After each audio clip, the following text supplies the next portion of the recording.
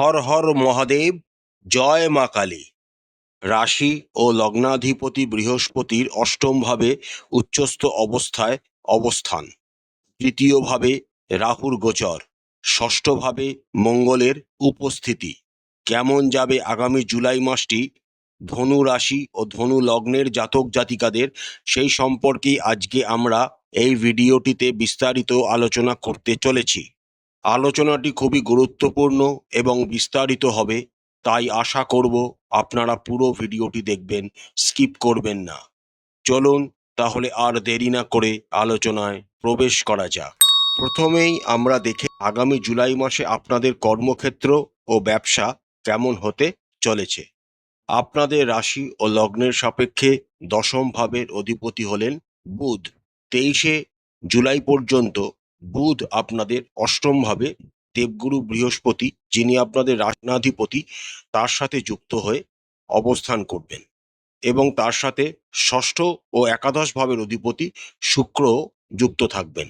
সুতরাং আপনাদের কিন্তু কর্মক্ষেত্রে অনেক বাধা বিঘ্নকে অতিক্রম করে তবেই আপনারা উন্নতি করতে পারবেন।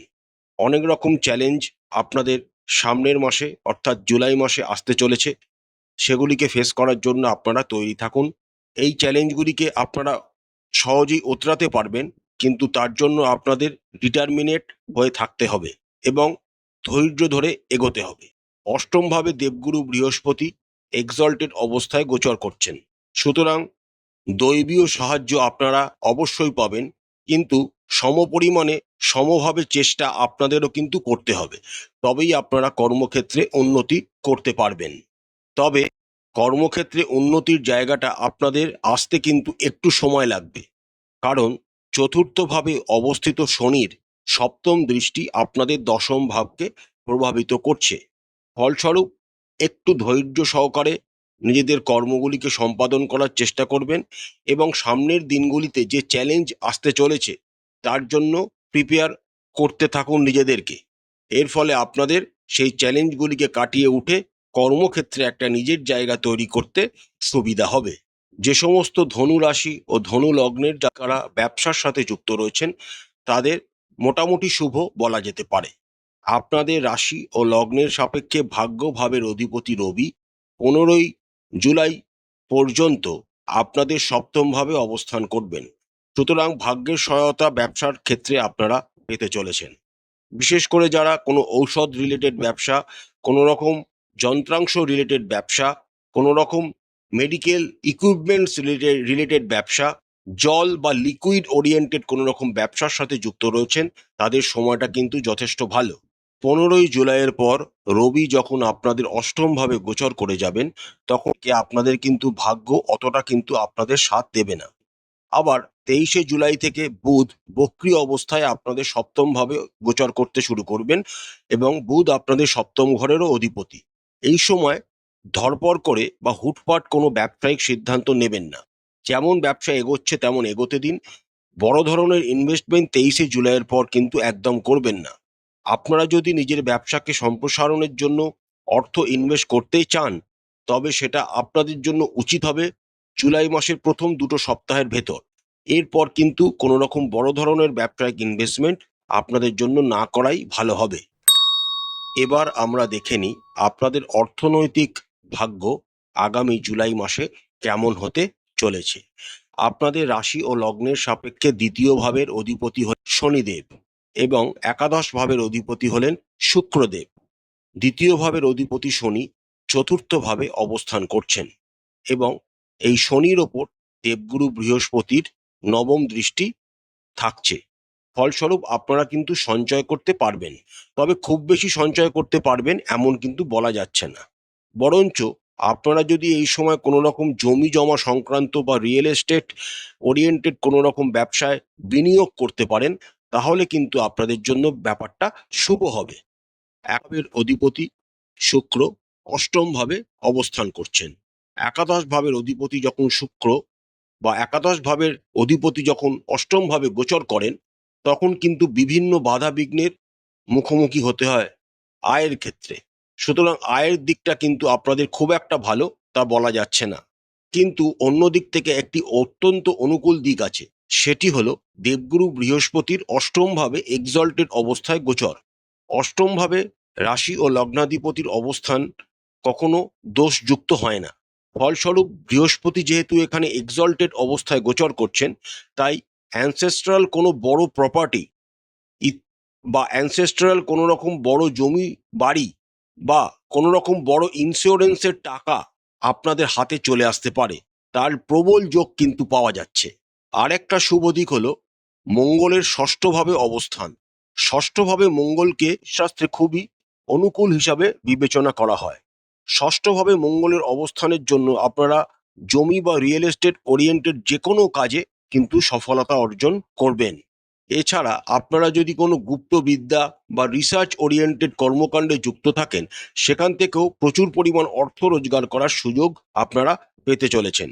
যে সমস্ত ধনু রাশি ও ধনু লগ্নের জাতক জাতিকারা শেয়ার মার্কেট, মিউচুয়াল ফান্ড ইত্যাদিতে ইনভেস্ট করতে চাইছেন, তাদের জন্য কিন্তু সময়টা অতটা ভালো নয়।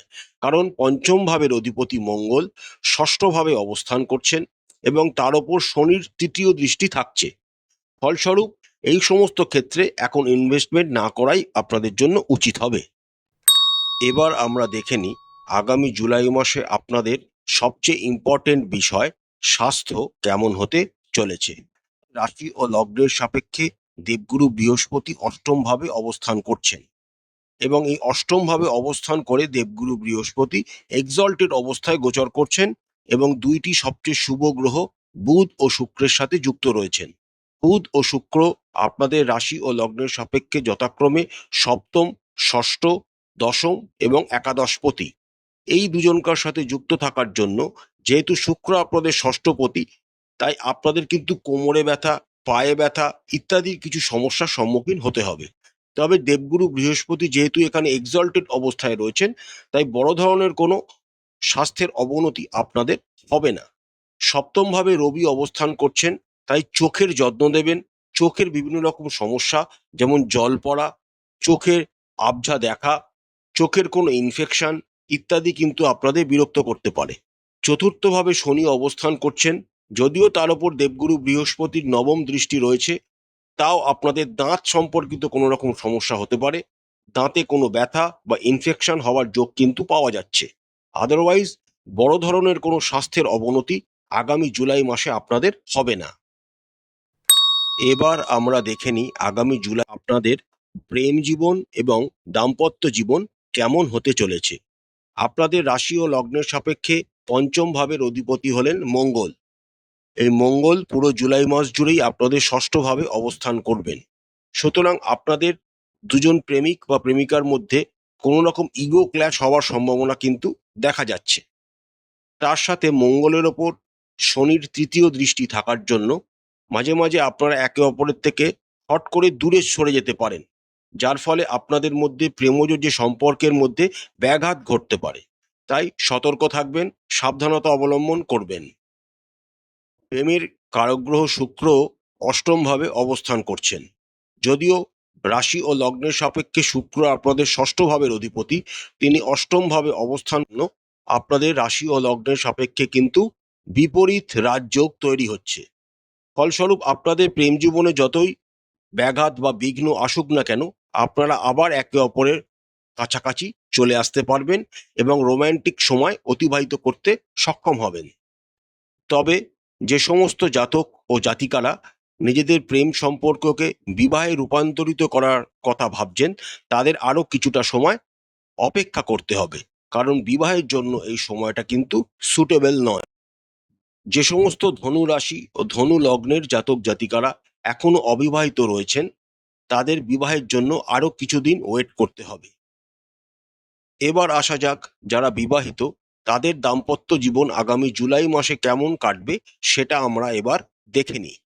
আপনাদের রাশি ও লগ্নের সাপেক্ষে সপ্তম ভাবের অধিপতি হলেন বুধ।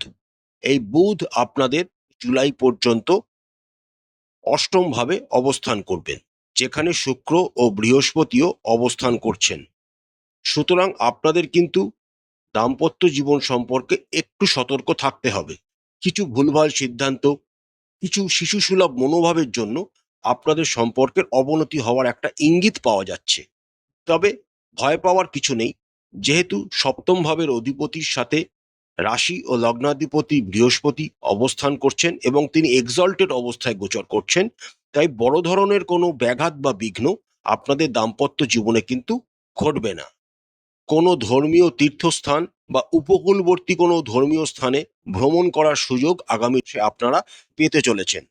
আপনাদের অষ্টমভাবে বুধ, শুক্র ও বৃহস্পতি একত্রে গোচর করার জন্য সরস্বতী নামক একটি মহা শক্তিশালী যোগ তৈরি হচ্ছে। ফলস্বরূপ আপনাদের শ্বশুরবাড়ির তরফ থেকে আপনারা কোনো ভালো উপহার বা কোনো ভালো খবর পেতে পারেন এবং আপনাদের শ্বশুরবাড়ির সাথে সম্পর্কের প্রচুর উন্নতি ঘটবে। তারা আপনাদের সমস্ত ব্যাপারে সাহায্য করবে, সমস্ত ব্যাপারে আপনাদের পাশে থাকবে। এবার আমরা দেখে নিই আগামী জুলাই মাসে আপনাদের পারিবারিক জীবন কেমন হতে চলেছে। আপনাদের রাশি ও লগ্নের সাপেক্ষে দ্বিতীয় ভাবের অধিপতি হলেন শনিদেব এবং চতুর্থ ভাবের অধিপতি হলেন দেবগুরু বৃহস্পতি নিজেই।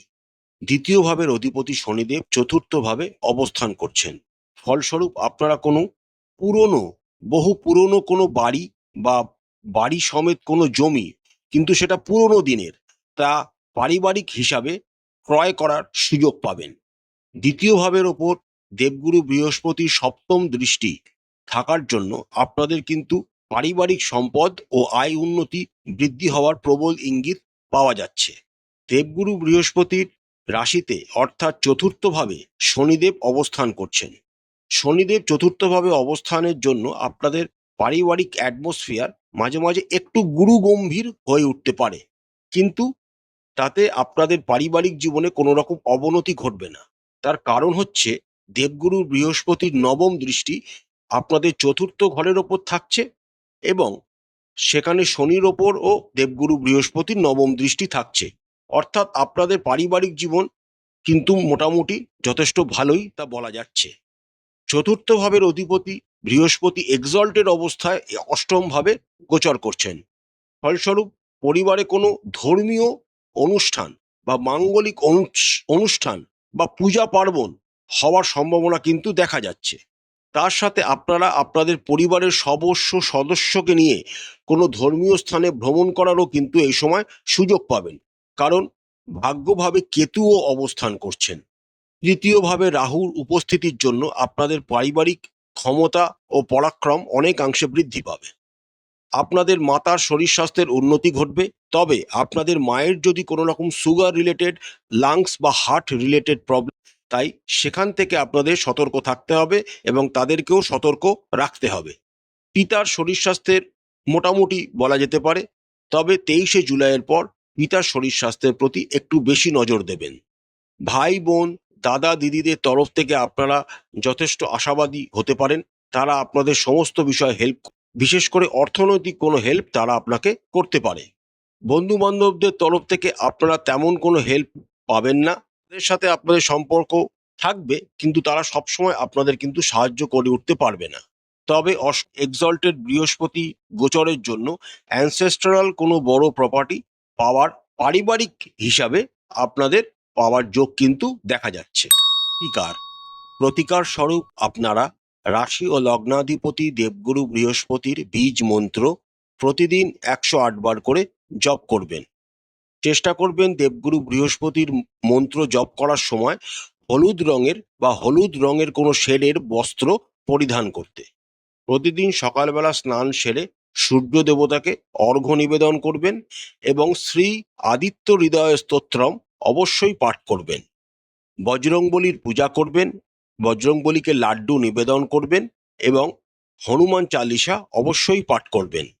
প্রতিদিন স্নান সেরে মাথায় সাদা চন্দন ও কেশরের তিলক লাগাবেন এবং যদি আপনাদের পক্ষে সম্ভব হয় প্রতিদিন শ্রী শ্রী বিষ্ণু সহস্রনাম পাঠ করবেন। এতে আপনাদের অনেক উন্নতি হবে। আশা করছি আগামী জুলাই মাসটি আপনাদের সবাইকার খুব ভালো কাটবে।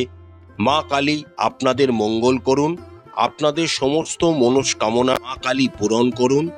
আমাদের চ্যানেলের কন্টেন্ট যদি আপনাদের ভালো লাগে তাহলে অবশ্যই চ্যানেলটিকে লাইক করবেন, শেয়ার করবেন, সাবস্ক্রাইব করে আমাদের চ্যানেলটির পাশে থাকবেন। হর হর মহাদেব, জয় মা কালী, নমস্কার।